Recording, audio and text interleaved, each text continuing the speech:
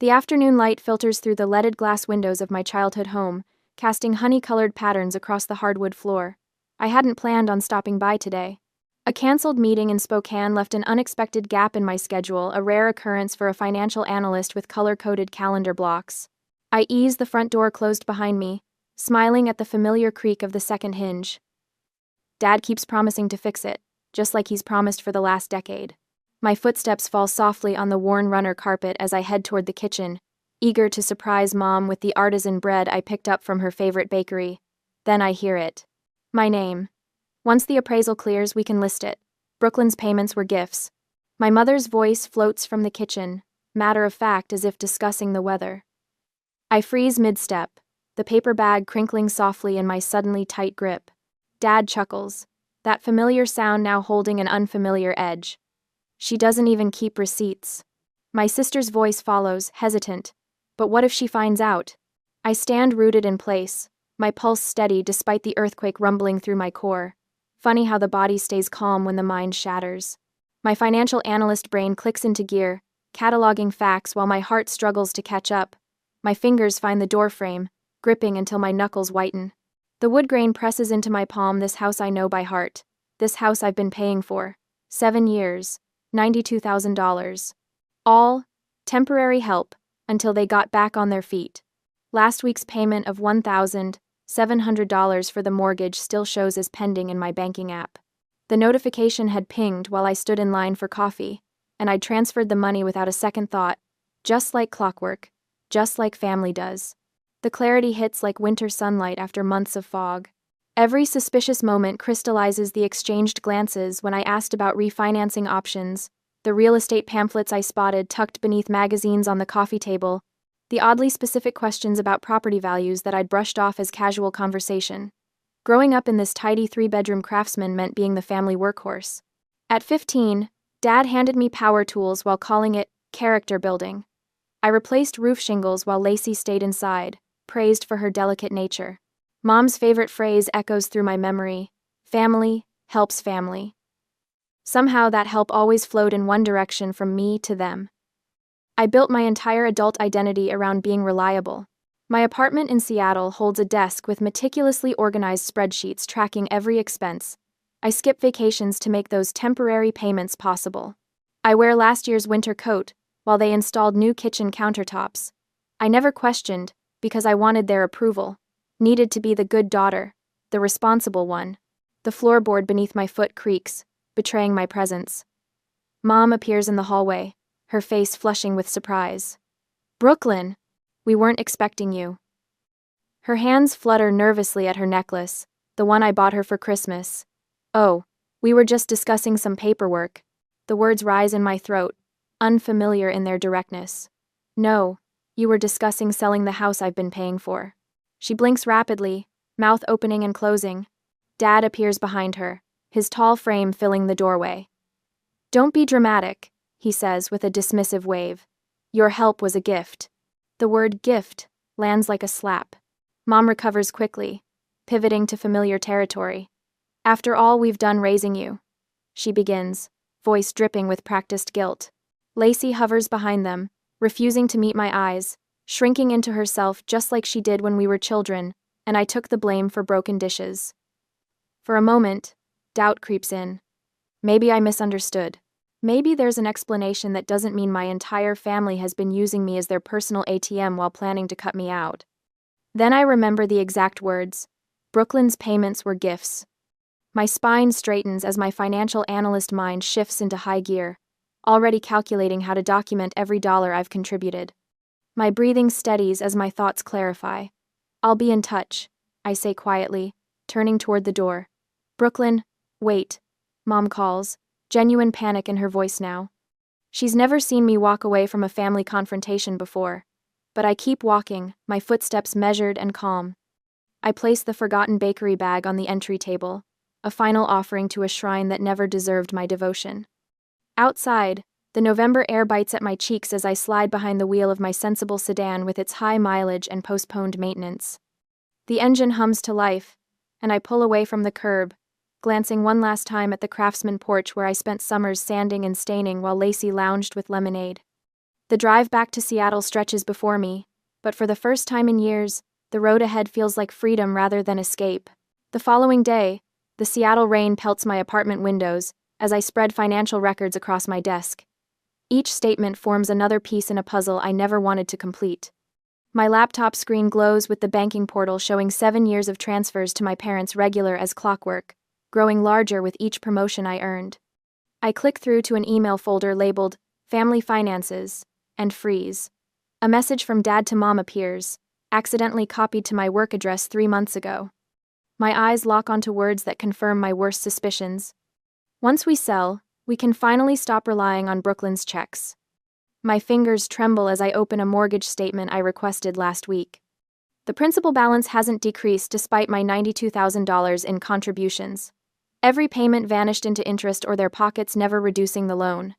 The property tax documents arrive next, county letterhead making the betrayal official. Only their names appear as owners. Not mine, never mine. Despite the new roof I financed and installed, despite the plumbing repairs that drained my vacation fund, despite the electrical work I paid for when the inspector found code violations, I grab my calculator, hands steady now, as I tally the damage. Direct transfers. $92,000 over 7 years. Unpaid labor for home improvements.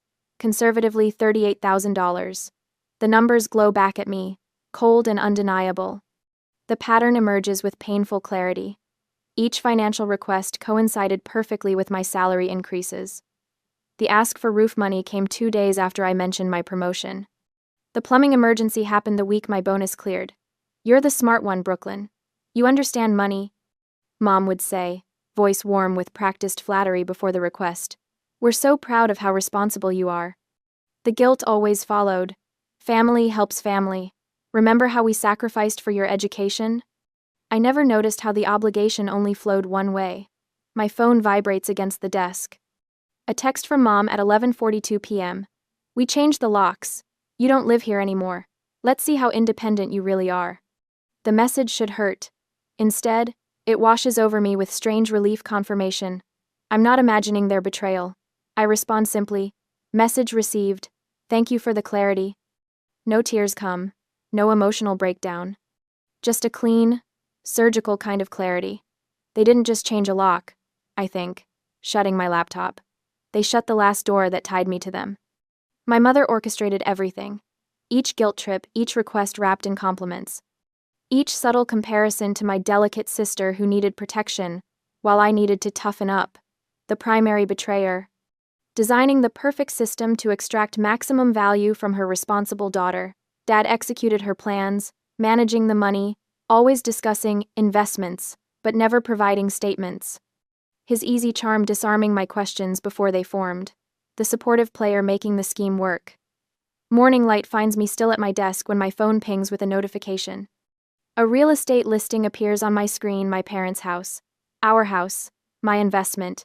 Listed $40,000 above market value with professional photos that must have been taken weeks ago. They're accelerating now that I know the truth. Without legal intervention, I'll lose everything I've put into that house. I slide open the bottom desk drawer, the one that sticks unless you lift it just right. Inside sits a green folder labeled Family Contributions. Each receipt for materials. Every bank transfer confirmation. Text messages requesting funds. All meticulously saved by the financial analyst who never quite trusted the arrangements despite desperately wanting to. My coworker Janet texts, "Still on for lunch? Bringing Richard? He's that property attorney I mentioned." "Perfect timing," I respond. "Reservation at 12:30. I forward Mom's lock-changing text to Janet's lawyer friend with a simple question. "Does this help establish intent?" His response comes minutes later. "Absolutely. Bring everything you have, documenting your contributions." My browser fills with tabs on property law, constructive trusts, and unjust enrichment. Terms I never thought I'd need for my own family. My friend Morgan calls, voice concerned. "You okay? You never miss our Sunday coffee." When I explain, she doesn't hesitate. "My guest room is yours if you need it, as long as it takes." The bank manager confirms they can provide certified records of all transfers. My stomach tightens when the attorney quotes his retainer. $5,000. Almost my entire emergency fund. We have a strong case for equitable ownership. he explains after reviewing my documents. This pattern of financial manipulation is unfortunately common. I've seen it before. His paralegal files initial paperwork that afternoon, a temporary injunction preventing the sale before resolution. As I sign the retainer check, the attorney asks if I'm okay. I'm fine. I answer, surprised to find it's mostly true. I just learned my family relationship was purely transactional. Now I'm handling it like a transaction. The check leaves my hand, officially converting my safety net into a legal battle. But for the first time in 7 years, my money is finally working for me instead of them. 3 days later, the cease and desist letter arrives on expensive cream-colored stationery, the law firm's embossed letterhead gleaming under my kitchen lights. I run my finger over the raised text, appreciating the irony. My parents never spared expenses when it came to protecting themselves. You are hereby instructed to cease all defamatory communications regarding the property at 1742 Elmwood Drive. It reads, the formal language a stark contrast to the tearful voicemails my mother has been leaving. Legal threats the ultimate admission that my silence terrifies them more than my words ever could. My phone buzzes. Uncle Robert, this time. The fifth family, intervention call today. Brooklyn, honey, how could you do this to your own parents? His voice carries that familiar disappointed tone, as if I'm still 8 years old with scraped knees from climbing too high. After everything they've done for you, I close my eyes, focusing on my breathing. Everything they've done for me, or everything I've done for them? This isn't about money. You're right, it isn't. The calm in my voice surprises even me. It's about recognition. It's about truth. He sighs heavily. Your mother is devastated. Your father can't sleep. I think about the mortgage statements stacked neatly in my filing cabinet. 7 years of payments. $92,000. I'm sure they'll find comfort in their new kitchen countertops, the ones I paid for. After he hangs up, I open Instagram against my better judgment.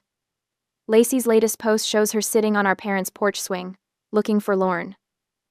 Family is everything, reads the caption. Heartbroken that someone would choose money over love. 27 sympathetic comments from people who've never seen the transfer receipts. The doorbell interrupts my scrolling. It's a courier with documents from my parents' attorney. According to the inventory list, they've begun selling furniture from the house, including the antique desk my grandfather left specifically to me. I place the papers on my kitchen table beside the spreadsheets I've been working on for weeks. Column after column of dates, amounts, email screenshots, text message exchanges. My entire financial history with my parents, meticulously documented with the same precision I bring to my corporate analyses. My boss Grace calls while I'm inputting the latest data point. Brooklyn, take whatever time you need, she says after I explain the latest development. The Johnson portfolio can wait. I appreciate that, but work keeps me grounded, I tell her, grateful for her understanding, though I might need flexibility for court appearances. You've got it, and the company attorney asked me to give you this number. Property law specialist who took his case pro bono last year said she's brilliant. I jot down the number, a wave of gratitude tempering my anger. While my blood relatives marshal their forces against me, my chosen family builds scaffolding around my fragile determination. Later that evening, I'm picking up documents from Martin, my friend who works in property assessment, when I literally bump into Lacey at the entrance to the coffee shop. Her eyes widen with recognition before narrowing with hostility. Well, if it isn't the money-hungry daughter, she says, loud enough for nearby tables to hear. I step back, creating space between us. Lacey, you're tearing this family apart over money. Her voice cracks, genuine emotion beneath the performance. How could you do this to Mom and Dad? They gave you everything. For a moment, I see the little sister who followed me everywhere, who braided my hair with clumsy fingers, who cried when I left for college. Then I remember the kitchen conversation, her hesitant question. But what if she finds out? This isn't about money, I reply, my voice steady, despite the tremble in my hands. It's about recognizing my contribution. Something shifts in her expression. Guilt, maybe. They're our parents, Brooklyn. They raised us. And I've been raising them financially for 7 years. I meet her gaze directly. How long have you known what they were doing? She glances away, confirmation enough. That's what I thought. I move past her toward the door, then pause. They're selling Grandpa's desk, by the way. The one he wanted me to have. Walking to my car, I dial the number my friend gave me. Attorney Richard's office smells of lemon polish and old books. Unlike the other lawyers I consulted, he doesn't take notes on a laptop. Instead, he spreads my documents across her massive oak desk, studying them with the intensity of someone reading ancient maps. "You've documented everything," he says, impressed. "Bank transfers, text confirmations, email exchanges. I'm a financial analyst. Record keeping is second nature." He nods, tapping a particularly damning email exchange. "And they explicitly acknowledged these payments were toward the mortgage? Every month for 7 years." He sits back, studying me. "You have a strong case for equitable ownership. Your consistent financial contributions, their explicit acknowledgement of the purpose, your sweat equity in home improvements." He taps her pen against the desk. "But I need you to understand something crucial." I lean forward. "Don't confront them. Don't warn them. Paper is your weapon." His voice is steel, wrapped in velvet. "We file the injunction stopping the sale. We document the harassment. We prepare for court. Let them make the first aggressive move." Common in Alise. For the first time since discovering their betrayal, I feel the ground solidify beneath me. "I understand. You have leverage they don't expect," he continues. "They see you as the dutiful daughter who'll eventually cave to family pressure. They don't see the financial expert perfectly equipped to dismantle their manipulation."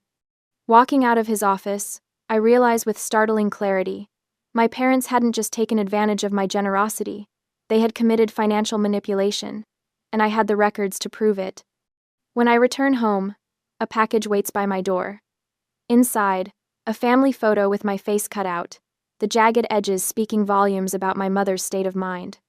The sight punches through my analytical armor, and I sink to the floor, finally allowing myself to grieve the family relationship that never truly existed. My therapist's words from our emergency session echo in my mind. "This isn't revenge, Brooklyn. It's justice." Night after night, I build my case. Digital archives of every transaction, financial impact calculations, voice memos detailing verbal promises, a timeline revealing the escalating pattern of demands. My phone pings with messages I don't answer. My mother's pleas, my father's threats, Lacey's guilt trips. I forward each one to Eleanor without response, building my paper fortress while they hammer at gates that no longer exist. "Let them make the first aggressive move," my attorney had advised.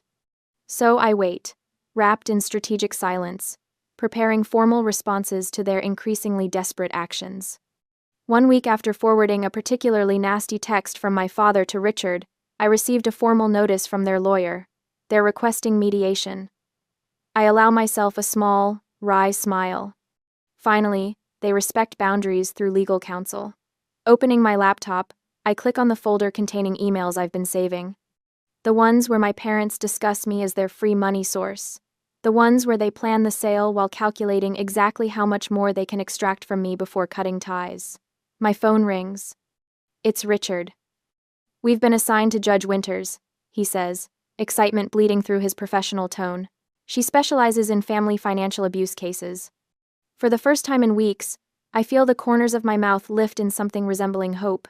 The law office smells like lemon polish and expensive cologne the next day. My attorney, Richard Wallace, spreads documents across his mahogany desk while I review our filing one last time. A 35% equitable interest. I say, tapping the highlighted section, based on documented contributions of $92,000 over 7 years. Richard nods, his silver hair catching the morning light. "The motion to prevent property sale during litigation is ready. Once filed, they can't sell without court approval." I slide the financial forensic analysis forward, my masterpiece. 7 years of bank transfers, text messages about payments, and even photos of me repairing the roof. Each piece of evidence meticulously organized into a pattern of intentional manipulation. "This is impressive work," Richard says, genuine admiration in his voice. "Most clients bring me shoebox receipts. You've built a case that would make a forensic accountant proud." "I am a financial analyst," I remind him with a small smile. "Numbers don't lie, even when people do." The deposition requests feel like declarations of war. Mom, Dad, Lacey, each name typed in clean black letters, each requiring specific documents I know they never expected me to demand. My hand hovers over the signature line. 7 years of being the family ATM flash through my mind, Christmas presents I couldn't afford, vacations I never took, the winter coat I mended instead of replaced. All while they planned to sell the house from under me. I sign my name with steady fingers. Let's file today, I say. 3 days later, Richard's call wakes me at 6 a.m. I sit upright immediately, sleep evaporating. They've counterfiled, he says without preamble. They're claiming all transfers were gifts between family members. My stomach tightens, but my voice remains level. We expected that. Their lawyer found a technical error in our initial filing. The property parcel number has a digit transposed. The implications sink in. So, the prevention order. Temporarily suspended while we correct the paperwork, Richard finishes. And Brooklyn. They're accelerating the sale. The house goes on market next Tuesday. Cold washes through me, but panic won't help. I breathe deeply, counting to 5, as doctor. Martinez taught me, we'll file an emergency correction today, I say, already swinging my legs off the bed, and request an expedited hearing based on imminent sale threat. It might not be enough, Richard warns. Courts move slowly. Their lawyer is good Margaret Winters. We'll make it enough, I answer, calculation replacing fear. I'll be at your office in an hour. We'll work through the night if necessary. 3 days later, the elevator mirror at Richard's office shows dark circles under my eyes. I've slept 4 hours in 2 days, preparing for the hearing. The thought of standing in front of a judge, facing my family, sends anxiety crawling up my spine. I practice doctor. Martinez's grounding technique. 5 things I can see, 4 I can touch, 3 I can hear. The courthouse looms ahead, all marble and judgment. Ready? Richard asks as we climb the steps. No, I admit, but I'm going anyway. Inside, Mom, Dad, and Lacey sit huddled with Margaret Winters, a sharp-featured woman in a tailored suit. Mom's gaze lands on me, her expression shifting from surprise to calculated sympathy. The courtroom gallery holds familiar faces, family, friends they've invited to witness my humiliation. I straighten my shoulders and slide into professional mode. This is just another financial presentation. Numbers, facts, evidence. My training to analyze data without emotion becomes my superpower. Judge Reynolds enters, a stern woman with practical shoes and shrewd eyes. The proceedings begin with dry legal formalities until Margaret Winters takes center stage. Your Honor, this is simply a family dispute, she says smoothly. The plaintiff contributed to household expenses as any family member might, with no expectation of property interest. Richard counters, we have evidence of a pattern showing the Harris family solicited specific funds for mortgage payments while secretly planning property liquidation. A murmur ripples through the gallery as he mentions our additional filing. Further, we discovered yesterday that the defendants have been removing valuable household items ahead of this hearing. Judge Reynolds's eyebrows rise. Is this true, Mrs. Winters? Margaret looks discomforted for the first time. My clients were simply organizing personal possessions. Then they won't object to a court-ordered inventory, Judge Reynolds states. Dad's face flushes crimson. He whispers furiously to Margaret, who raises a hand to silence him. Their credibility crumbles visibly as the judge makes notes. The friends they brought for support shift uncomfortably, as Richard methodically presents our evidence text messages begging for just enough to cover the mortgage this month. Bank transfers labeled house payment, photos of me installing new windows while my sister sunbathed nearby. Your Honor, Richard concludes, we request an immediate injunction against property sale and expedited mediation. Mom attempts to interject, her voice taking on the trembling quality that always made me back down before. Brooklyn has always been such a sensitive girl. Mrs. Harris, Judge Reynolds interrupts, this court deals in financial evidence, not character assessments. I feel gazes shifting toward me, people who have known me since childhood seeing the situation with fresh eyes. My former high school math teacher nods slightly from the back row, something like respect in her expression. I'm ordering mediation before this proceeds further, Judge Reynolds announces, and the temporary restraining order on property sale is reinstated pending resolution. 2 days later, we gather in the mediation room. I sit beside Richard, my posture perfect, my breathing controlled. My support network surrounds me. Emily from accounting sits behind me, ready to validate my documentation methods. My therapist's voice echoes in my mind, giving me permission to protect myself. Mom and Dad enter, red-faced and defensive. Lacey trails behind, avoiding my gaze. They look smaller somehow, less intimidating than the giants who controlled my life for decades. Richard slides a binder across the table. We're seeking a 35% equitable interest based on verifiable contributions. Dad's bluster begins immediately. This is ridiculous. We're her parents. The court doesn't weigh love, Mr. Harris. Margaret responds coldly, reviewing our evidence with growing concern. It weighs evidence. Mom's tears start on cue. The mediator, a practical woman with decades of experience, merely hands her a tissue, without pausing her review of documents. You kept receipts? Lacey whispers, meeting my eyes for the first time. You actually kept receipts. I nod once, feeling nothing but certainty. I kept everything. In the silence that follows, I see what they finally understand. The responsible daughter they counted on to solve their problems has become the responsible woman they can't manipulate anymore. On the final confrontation day, the courthouse lobby bustles with whispers as I enter, my attorney Rickard at my side. 7 carefully labeled manila folders rest in my arms, each one a year of my life meticulously documented. They're offering $45,000. He says, checking his phone.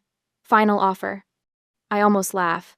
After contributing $92,000 plus thousands in improvements, they think $45,000 will make me walk away. The predictability of their manipulation no longer wounds me. Let them know we're proceeding as planned, I reply, straightening my charcoal blazer. Richard nods, his silver-framed glasses catching the morning light. Fair warning, they've brought reinforcements. He's right. As we round the corner, I spot Mom and Dad huddled with Mrs. Peterson, our longtime family friend whose church potluck casseroles marked every milestone of my childhood. Her presence is no accident. Mrs. Peterson spots me and approaches, arms outstretched. Brooklyn, honey, this has all gone too far. Your parents are heartbroken. Are they? I keep my voice neutral, despite the flames licking at my ribcage. They're worried about losing everything, she continues, her eyes watery. They never meant. Tell them I received their settlement offer, I interrupt gently, and we'll see them inside. Her face falls. They said the house needs a new foundation. $20,000 in repairs at least. They can't afford to give you more. Another lie. The foundation inspection passed just 18 months ago. I paid for it myself. My phone buzzes with Lacey's name on the screen. The third call today. I silence it without answering. Outside courtroom C, Uncle Robert materializes from a bench, his presence unexpected. He blocks my path, his bulk intimidating in the narrow hallway. You need to drop this, he mutters. Your mother is in tears every night. Is that what you want? To destroy your family over money? The irony almost makes me smile. Interesting perspective, Robert. Your father built that house with his bare hands. His voice rises. And now you're what? Taking it from them? I'm claiming what's legally mine, I respond. The equity I paid for. They'll lose everything, he sputters. You know that, right? They're selling a house with no mortgage that they haven't made payments on for 7 years, I reply. They'll be fine. His face reddens. You always thought you were better than everyone. Too good for Spokane. Too smart for your own family. Richard steps between us. Mr. Harris, this conversation is over. Save it for the courtroom. As we walk away, my phone buzzes again. This time I answer. Brooklyn, Lacey's voice catches. Please stop this. Mom and Dad will lose everything if you don't compromise. The familiar guilt rises, but no longer controls me. They have options, Lacey. They always have. They're talking about embarrassing family stuff, she whispers. Things from when you were a teenager. They'll tell everyone if you make them. The threat lands cold, my rebellious phase sneaking out, the older boyfriend, the night Dad found us ancient history weaponized. Let them. I answer, surprising myself with my steadiness. I have nothing to hide. We enter the courtroom, its wooden pews already filling with extended family. This was never meant to be a public spectacle, but Mom and Dad have ensured an audience. 10 minutes before the hearing, Richard tenses beside me. New development. They've found someone claiming you verbally agreed the money was a gift. Who? Thomas Wilson. My college boyfriend. The one who borrowed money from me for tuition and never paid it back. The connection clicks immediately. Dad's fishing buddy is Thomas's uncle. Can they do that? My stomach tightens. They can try, he says. But we prepared for this. Remember the receipts from the bathroom renovation? My heart sinks. The contractor went out of business. I don't have those receipts. For the first time, doubt creeps in. What if 7 years of documentation isn't enough? Focus on what we do have, Richard says firmly. The text messages establish intent for repayment. That's our strongest evidence. Judge enters, her reputation for expertise in family financial disputes preceding her. Her steel gray hair frames sharp eyes that miss nothing. The testimony begins, my parents presenting themselves as generous providers who simply helped their adult daughter buy into the family home. Their narrative unravels under questioning. So, Mrs. Harris, Judge Winters says, you're saying there was never a discussion about selling the house? Never, Mom insists. This was Brooklyn's home too. Rickard stands. Permission to play recording Exhibit C. Mom's voice fills the courtroom. Once we sell, you and your father can finally take that Alaska cruise. The color drains from Mom's face. Dad shifts in his seat. Mr. Harris, you stated you never promised to repay these funds. Judge Winters leans forward. Is that correct? That's right, Dad says firmly. These were gifts between family members. Richard retrieves hid tablet. Your Honor, I'd like to present Exhibit F, a text message from Robert Harris to Brooklyn, dated June 14 last year. On the screen, Dad's message appears. Thanks for covering the property taxes again. We'll square up when the market improves. Dad stammers. That was just a figure of speech. Judge Winters' eyebrow rises slightly. Then comes the moment I've prepared for since that November day in the hallway. Richard wheels in a cart containing 7 binders, each labeled by year. Your Honor, we'd like to present Brooklyn Harris's complete financial contribution record. For the next 40 minutes, the courtroom sits in stunned silence as Richard methodically maps out every dollar mortgage payments, property taxes, renovations, and repairs all meticulously organized with bank statements, receipts, and communications. Miss Harris began these payments at age 22, Marianne explains, increasing her contributions proportionally as her salary grew.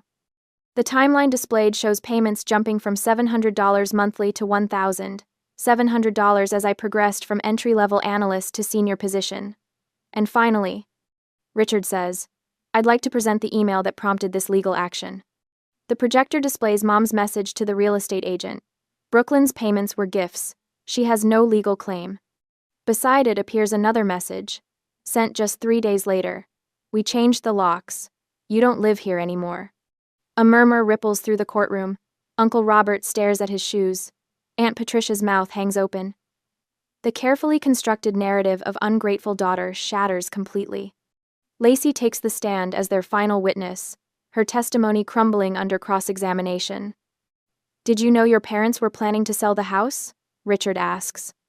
Lacey glances at our parents, then down at her hands. Yes. Did you know they intended to exclude Brooklyn from the proceeds? A long pause. Yes. Even though she had paid the mortgage for 7 years? She could afford it, Lacey whispers. I couldn't. The financial forensic expert testifies next, calculating my total contribution at $117,300 when including improvements and interest. Based on current market value, he concludes, that represents approximately 35% equity stake in the property.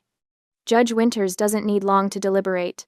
The court finds that Brooklyn Harris has established an equitable interest of 35% in the property at 1472 Ridgeline Avenue. She orders the house sold, with proceeds divided accordingly under court supervision. My parents' attorney immediately requests an appeal. Appeal denied, Judge Winters states firmly. The evidence is overwhelming. Ope. I sit motionless as the judgment sinks in. No elation, no vindictive satisfaction, just the weight lifting from shoulders that have carried it too long.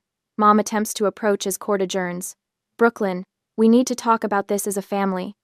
I gather my belongings without meeting her eyes, my silence more powerful than any words. Outside, autumn sunlight bathes the courthouse steps. I thank Richard, my voice steady.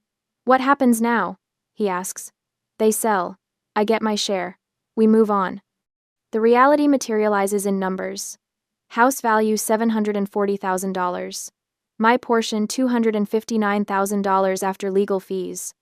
Enough for a down payment in Seattle's Capitol Hill neighborhood, a place truly mine, built on foundations I can trust. As I walk to my car, I catch a glimpse of my family huddled together.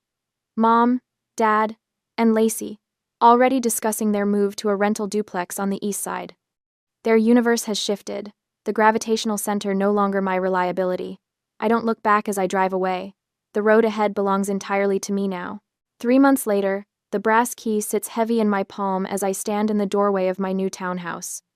Sunlight streams through windows I selected, warming hardwood floors I chose without anyone's input or criticism. The settlement money made this possible, not all of it invested here, of course. I smile at the memory of my financial advisor's approving nod. I wanted my money to work for me, not sit in drywall. I told her, as we finalized the mortgage on half the property's value. The other half I paid outright, creating a perfect balance between investment and security. The locksmith clears his throat behind me. Ready for the new deadbolts, Miss Harris? I hand him the set of pristine locks I purchased yesterday. Yes, all of them, please. As he works, I wander through rooms filled with only what brings me peace. No cluttered shelves of guilt-inducing family photos. No furniture selected to please anyone but myself. The walls, painted in soft sage rather than the navy my mother would have insisted upon, reflect my values, not theirs. Every corner of this space exists without their influence or hidden agendas. For the first time in my life, my finances remain wholly my own. No support payments disguised as family obligation. No quiet transfers at midnight when someone's card was declined. The weight of their expectations has lifted, leaving room to breathe. When the locksmith finishes, he hands me 3 gleaming keys, all set. I run my thumb over the ridges, remembering that terrible day 7 months ago, when my key no longer worked in my parents' door. They had changed the locks while I was gathering documentation for my lawyer. The ultimate rejection. Now I change locks by choice, not necessity. Later, I place the old brass deadbolt from my parents' house, the one I removed before their locksmith arrived, into a small wooden box. The last relic of the life they shut me out of. I close the lid firmly and slide it onto a high shelf in my closet. The email from Lacey arrives that evening, its subject line dripping with familiar manipulation. Family healing needed. I open it, curious rather than anxious. Her message unfolds exactly as I predicted. Half-hearted apology, vague references to misunderstandings, subtle blame-shifting. The same tactics that once would have sent me spiraling into guilt, now read like a predictable script. I delete it without reply and block the address. No anger surges through me, just calm certainty. The clean break remains intact. In my journal that night I write, I realized my worth isn't measured by what I can provide to others. The words flow easily after months of therapy. My fatal flaw over responsibility and hunger for approval named and tamed. Reliability can exist without exploitation. Boundaries protect rather than punish. The next morning, I meet with my attorney to update my will, leaving nothing to my former family. We establish confidential address protection for peace of mind. Then I sign the paperwork creating a legal aid fund for family financial abuse victims, transforming my pain into community support. The first recipient meets with you next week, my attorney says. A young man whose parents drained his college fund. I nod. I'll share my story, anonymously. That weekend, friends who supported me through the darkest days fill my new home with laughter. We exchange meaningful gifts, not expensive, but thoughtfully chosen. Their genuine support contrasts sharply with the exploitation I once mistook for family love. When they leave, I stand at my window watching the Seattle sunset paint the sky pink and gold. No phone in hand, constantly checking for emergency texts. No guilt about enjoying solitude. Later, I open the wooden box one last time, studying the old brass lock before storing it away permanently. Home isn't where you're born. I whisper to the empty room that feels more like home than any place before. It's where you're valued. I close the box with finality. Revenge burns fast, I murmur, thinking of the young man I'll soon help. Justice builds slowly and lasts longer,